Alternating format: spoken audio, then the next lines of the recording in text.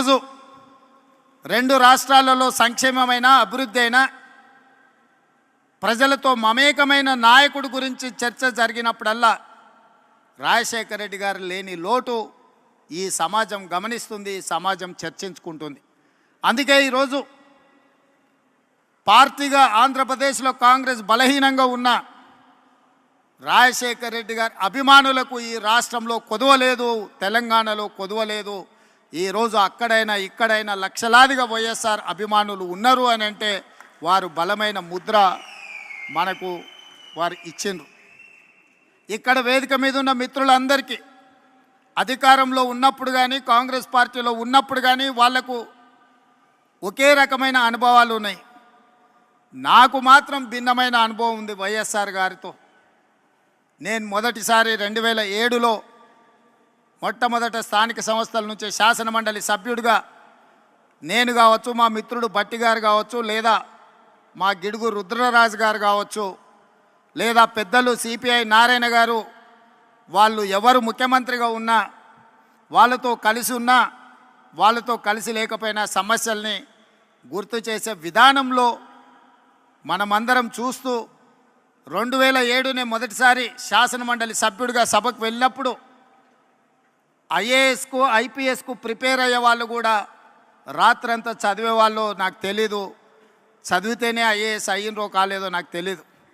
కానీ శాసనమండలి సమావేశాలు వస్తున్నాయి అని అంటే సమస్యల్ని ప్రస్తావించాలని, సమస్యల లోతులను తడమాలని, వైఎస్ఆర్ దృష్టిని ఆకర్షించాలని, వైఎస్ఆర్ గారి ముందల బలమైన వాదనను వినిపించాలి అని రాత్రంతా చదువుకొని ఉదయం సరాసరి శాసనమండలికి వెళ్ళి వారి ముందు చాలా విషయాలను, ప్రభుత్వం తీసుకుంటున్న సంక్షేమ అభివృద్ధి కార్యక్రమాలను ప్రస్తావించి బలమైన వాదనను వినిపించేది. అదే కాదు 2009లో మళ్ళీ వైఎస్ఆర్ గారు రెండవసారి ముఖ్యమంత్రి అయినప్పుడు నేను మొదటిసారి శాసనసభ్యుడిగా ఎన్నికైనా అదే విధానాన్ని కొనసాగిస్తూ మొట్టమొదటి బడ్జెట్ సమావేశాలలో వైఎస్ఆర్ గారు బడ్జెట్ను ప్రవేశపెట్టిన తర్వాత ప్రధాన ప్రతిపక్ష పార్టీ నుంచి దాదాపుగా 40 నిమిషాలు ఏకధాటిగా అంశాలను ప్రస్తావించినప్పుడు మధ్య మధ్యలో ముఖ్యమంత్రిగా పిల్లవాడని కాకుండా ప్రోత్సహించాలన్న ఆలోచనతోని నేను లేవనెత్తిన అంశాలకు డాక్టర్ వైఎస్ రాజశేఖర రెడ్డి గారు లేచి సమాధానం ఇచ్చేవాళ్ళు. పక్క నుండి నాకు తెలిసి శైలజనాథ్ గారు అనుకుంటా, ఆయన అట్లానే మాట్లాడుతుంటాడు, సార్ మనం రిప్లై ఇస్తే ఇంకెక్కువ మాట్లాడతాడు, మనం చెప్పకపోవడమే మేలేమో అని చెప్పిండు అనుకుంటున్నాను నాకు గుర్తున్నంత వరకు చెవిలా. కానీ వైఎస్ఆర్ గారు ఏమన్నారంటే, కొత్తగా సభలోకి వచ్చిన సభ్యులు అవగాహనతో మాట్లాడుతున్నప్పుడు మనం సమాధానం ఇవ్వడం ద్వారా వాళ్ళని ప్రోత్సహించాలి, తద్వారా నాయకత్వం బలపడుతుంది అని చెప్పి వైఎస్ఆర్ గారు ఆనాడు మాట్లాడినరు. ఈరోజు తెలంగాణ రాష్ట్ర ముఖ్యమంత్రిగా సభానాయకుడిగా నేను అక్కడ కూర్చున్నప్పుడు మొట్టమొదట గుర్తు చేసుకున్నది వైఎస్ఆర్ గారు ఆ రోజు మాట్లాడిన విషయం. ఎవరైనా సభ్యులు సభలో కొత్తగా వచ్చినా కూడా వాళ్ళ అంశాలను ప్రస్తావించినప్పుడు వాటిని వినాలి, కొత్త సభ్యులు మాట్లాడుతున్నప్పుడు సభలో కూర్చోవాలి, ప్రభుత్వం వైపు నుంచి సమాధానం చెప్పడం అనేది అది మన బాధ్యత, నాయకుడి యొక్క లక్షణము అని చెప్పి వైఎస్ఆర్ నుంచి నేర్చుకున్న అనుభవం మాకున్నది. పాలకపక్షంలో ప్రభుత్వంలో సంక్షేమం అభివృద్ధే కాదు, ప్రతిపక్షంలో ఉన్నప్పుడు మన పట్ల వైఎస్ఆర్ గారు వ్యవహరించిన తీరు కూడా ఈరోజు మనం ఆదర్శంగా తీసుకోవాల్సిన అవసరం ఉన్నది. ఏదైనా ముఖ్యంగా కమ్యూనిస్టు సోదరులు కావచ్చు, ప్రతిపక్షాలు కావచ్చు, ప్రజల తరఫున అంగన్వాడీ వర్కర్స్ కావచ్చు, ఆశా వర్కర్లు కావచ్చు, రిక్షా కార్మికులు కావచ్చు, చిన్న చిన్న కార్మిక సంస్థల నుంచి కూడా ఏదైనా రిప్రజెంటేషన్ తీసుకెళ్ళినప్పుడు సాయంత్రం 4 గంటల నుంచి 6 గంటల వరకు ప్రతిపక్షాలతో, కార్మిక సంఘాలతో, రైతు కూలీ సంఘాలతో డాక్టర్ వైఎస్ రాజశేఖర రెడ్డి గారు సమయం ఇచ్చి వాళ్ళు ఇచ్చే విజ్ఞప్తులు తీసుకొని ఆ సమస్యల్ని పరిష్కరించేటందుకు ప్రయత్నం చేసేవాడు. ఉదయం ప్రజలు ఎవరు వచ్చినా ప్రజా దర్బార్లో వాళ్ళు ఇచ్చే విజ్ఞప్తులు తీసుకునేవాడు. ఆ విధంగా ప్రతిపక్ష నాయకుడిగానే కాదు, రాష్ట్ర ముఖ్యమంత్రిగా నాడు వారు ఒక చెరగని ముద్ర వేసిండ్రు. కాబట్టి ఈరోజు వేలాదిగా మీరు ఈరోజు ఇక్కడికి వచ్చి రాజశేఖర రెడ్డి గారి 75వ జయంతిలో మీరందరూ పాల్గొన్నారు. ఇవాళ ఈ రాష్ట్రంలో ప్రత్యేకమైన పరిస్థితులు ఉన్నాయి. దేశంలో ఏ రకమైన పరిస్థితులు ఉత్పన్నమైనవో ఈ రాష్ట్రంలో కూడా అలాంటి పరిస్థితులే ఉన్నాయి. దేశంలో ఉన్న పరిస్థితులను 2003 సంవత్సరంలో డాక్టర్ వైఎస్ రాజశేఖర రెడ్డి గారు ఇచ్చాపురం నుంచి చేవెళ్ళ నుంచి ఇచ్చాపురం వరకు 1475 కిలోమీటర్లు ఎర్రటెండలో ఏ పాదయాత్ర అయితే చేసి ప్రజల దగ్గరికి వెళ్ళి ప్రజా సమస్యల్ని కనుక్కొని 2004లో ప్రభుత్వాన్ని ఏర్పాటు చేసి ప్రజలకు చేరువైండో అదే స్ఫూర్తితో 20 సంవత్సరాల తర్వాత సరిగ్గా 2023లో రాహుల్ గాంధీ గారు డాక్టర్ వైఎస్ఆర్ గారి స్ఫూర్తితోని కన్యాకుమారి నుంచి కశ్మీర్ వరకు 4000 కిలోమీటర్లు మండు టెండల్లో మంచు కొండల్లో పాదయాత్ర చేస్తూ ప్రజల దగ్గరికి వెళ్తూ ప్రజా సమస్యల్ని తెలుసుకుని ప్రజా సమస్యల మీద పోరాటం చేయడంతో కర్ణాటక రాష్ట్రంలో కాంగ్రెస్ అధికారంలోకి వచ్చింది, తెలంగాణ రాష్ట్రంలో కాంగ్రెస్ అధికారంలోకి వచ్చింది, హిమాచల్ ప్రదేశ్లో కాంగ్రెస్ పార్టీ అధికారంలోకి వచ్చింది. కేంద్రంలో 100 సీట్లు గెలిచి ప్రధాన ప్రతిపక్ష పాత్ర పోషించి ఈరోజు మొన్న జరిగిన పార్లమెంట్ సమావేశాలలో నరేంద్ర మోడీ గారిని మన నాయకుడు రాహుల్ గాంధీ గారు నిలదీసిన విధానం ఆనాడు 99లో రాజశేఖర రెడ్డి గారు ప్రతిపక్ష నాయకుడు పోషించిన పాత్ర ఈనాడు రాహుల్ గాంధీ గారు పోషిస్తున్న పాత్రను మనం పోల్చి చూసుకోవచ్చు. ఈ సందర్భంగా 83-84లో వైఎస్ఆర్ గారు పిసిసి అధ్యక్షుడిగా 34 సంవత్సరాల వయసులో బాధ్యత చేపట్టి 20 సంవత్సరాలు 2004 వరకు ప్రతిపక్షంలో స్వపక్షంలో ఎన్నో ఒడిదుడుకులను ఎదుర్కొని నిలబడి నిబద్ధతను నిరూపించుకొని కాంగ్రెస్ జెండా మోసి 2004లో తిరుగులేని నాయకుడిగా నాడు ఆంధ్రప్రదేశ్కు ముఖ్యమంత్రిగా బాధ్యతలు చేపట్టిన వారిని స్ఫూర్తిగా తీసుకోవాలి. 20 సంవత్సరాలు ఎన్నోసార్లు సొంత పార్టీ అధికారంలోకి వచ్చినా ఏ పదవి ఇవ్వకపోయినా పార్టీని వదల్లేదు, పార్టీ కార్యకర్తలను కాపాడుకునే విషయంలో వెనుకడుగు వేయలేదు. వైఎస్ఆర్ అంటే గుర్తొచ్చే మాట తప్పేది లేదు, మడమ తిప్పేది లేదు అనే పదం వైఎస్ఆర్ గారి డిక్షనరీలో ఉంది అని అంటే నాయకుడిగా వారు ఎంత బలమైన చెరగని ముద్రేసినరో మనం ఆలోచన చేయాలి.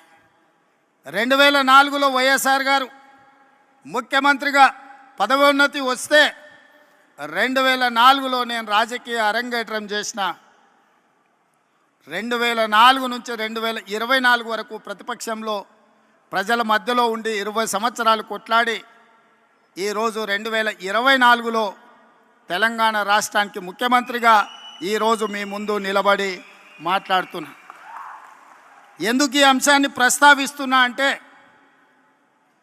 వైఎస్ షర్మిల 2009లో రాజశేఖర రెడ్డి గారు చనిపోయిన తర్వాత వారి మరణాన్ని భరించలేక వారి మరణంతో గుండె పగిలి వందలాది మంది చచ్చిపోతే ఓదార్పు యాత్ర మొదలుపెట్టి షర్మిల గారు ఈరోజు ఆంధ్రప్రదేశ్లో కానీ తెలంగాణలో కానీ కాంగ్రెస్ పార్టీ కార్యకర్తలను వైఎస్ఆర్ అభిమానుల మధ్య అలుపెరగని పోరాటం చేస్తున్నారు.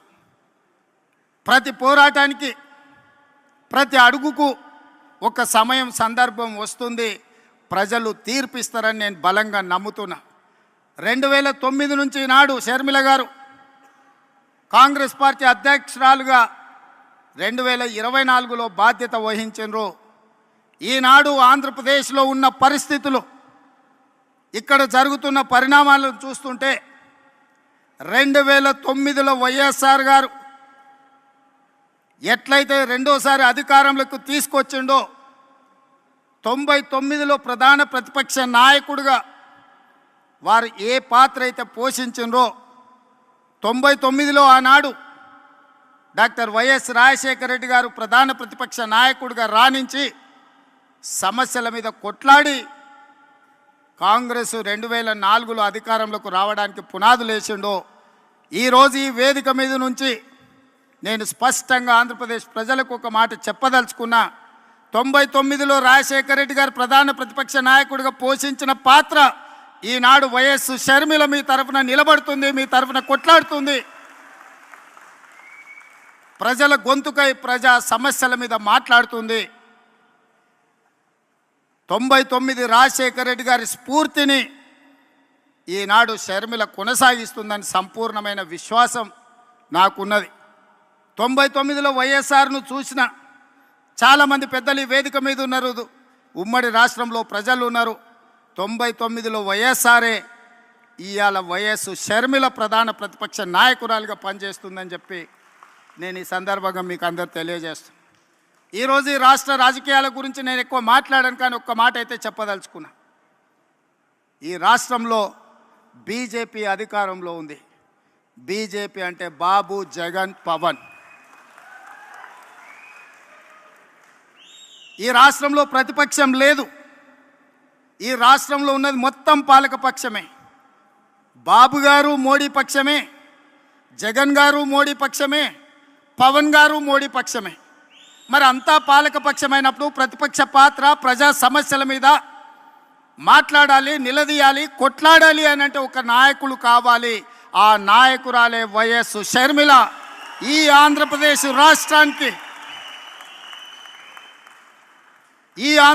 రాష్ట్రానికి ప్రజల పక్షాన, బడుగు బలైన దళిత గిరిజన మైనారిటీ మహిళల పక్షాన నిలబడి కొట్లాడేది, నిలబడి మాట్లాడేది, ఢిల్లీతో నిలబడి కలబడేది వైఎస్ షర్మిల. షర్మిల గారి నాయకత్వంలో మీరు పనిచేయండి. తప్పకుండా 2029లో రాజశేఖర రెడ్డి గారు ఏ విధంగా అయితే 1984లో ప్రస్తావన మొదలుపెట్టి 2004లో 20 సంవత్సరాలు కొట్లాడి ఆనాడు ఉమ్మడి ఆంధ్రప్రదేశ్కు ముఖ్యమంత్రి అయిండో, 2009లో ఈ ప్రస్థానం మొదలుపెట్టి 2029లో ఆంధ్రప్రదేశ్ రాష్ట్రానికి వైఎస్ షర్మిల ముఖ్యమంత్రి అవుతుంది.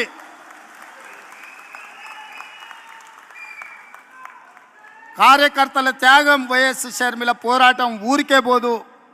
ప్రజలు నిశితంగా గమనిస్తున్నారు. 2029లో ఈ దేశానికి రాహుల్ గాంధీ గారు ప్రధానమంత్రి అవుతారు. ఆంధ్రప్రదేశ్లో కాంగ్రెస్ పార్టీ అధికారంలోకి వస్తుంది. ఇదే వైఎస్ఆర్ చివరి కోరిక. ఈరోజు చాలామంది ఆయన పేరు మీద అన్ని రకాల లబ్ధి పొందినారు. కుటుంబ సభ్యులుగా వారసత్వం రాదు. ఆశయాలను మోసినప్పుడే వారసత్వం వస్తుంది. ఆశయాలను మోసే వాళ్ళనే వారసులుగా ఈరోజు మనం గుర్తించాలి, గౌరవించాలి. వైఎస్ఆర్ ఆశయం ఈ దేశంలో కాంగ్రెస్ బలంగా ఉండాలి, బడుగు బలైన దళిత గిరిజన మైనారిటీ మహిళల్ని ఆదుకోవాలి, హక్కున చేర్చుకోవాలి అనే ఆలోచనతో రాహుల్ గాంధీ గారు ప్రధానమంత్రి కావాలన్నదే వైఎస్ఆర్ గారి ఆలోచన. మరి ఈరోజు ఆంధ్రప్రదేశ్ ప్రజలు నేను అడుగుతున్నా, వైఎస్ఆర్ అభిమానులను నేను అడుగుతున్నా, వైఎస్ఆర్ పేరు మీద రాజకీయ వ్యాపారం చేసేవాళ్ళు ఆయన వారసులా, లేకపోతే నిజంగా వైఎస్ఆర్ గారి ఆశయం కోసం కష్టపడుతూ, ప్రతి ఒక్కరికి తెలుసు, బడికెళ్ళే పిల్లగానికి కూడా తెలుసు ఆంధ్రప్రదేశ్లో కాంగ్రెస్ అంటే గెలుచుడు కష్టం సార్, సర్పంచ్ అయినా అని. సర్పంచ్ గెలవడానికి కష్టమైనా పర్వాలేదు, నేను కష్టపడతా అని ముళ్ళబాట ఎన్నుకున్నది వైఎస్ షర్మిల. కాంగ్రెస్ పార్టీ జెండా మోస్తుంది అని అంటే కేవలం వైఎస్ఆర్ ఆశయాన్ని కొనసాగించడం కోసమే ఈరోజు వైఎస్ షర్మిల బాధ్యత తీసుకున్నారు. తెలంగాణ రాష్ట్ర ముఖ్యమంత్రి